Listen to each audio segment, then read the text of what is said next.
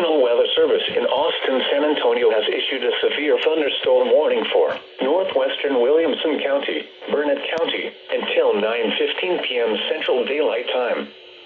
At 8:10 p.m. Central Daylight Time, a severe thunderstorm was located over Lake Victor, or 10 miles south of Lampasas, moving east at 40 miles per hour. Hazard, 70 miles per hour wind gusts and penny-size hail. Source, radar indicated.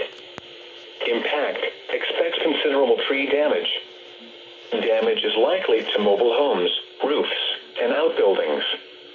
Locations impacted include Georgetown, Burnett, Bertram, Buchanan Dam, Saraneta, Gerald, Florence, Weir, Hinks Lake State Park, Georgetown Dam, Watson, Oatmeal, Briggs, Sun City, Lake Victor, Mahomet, Sutherlane, Joppa, and Dice and Shady Grove.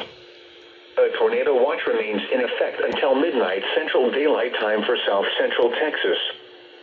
For your protection, move to an interior room on the lowest floor of a building.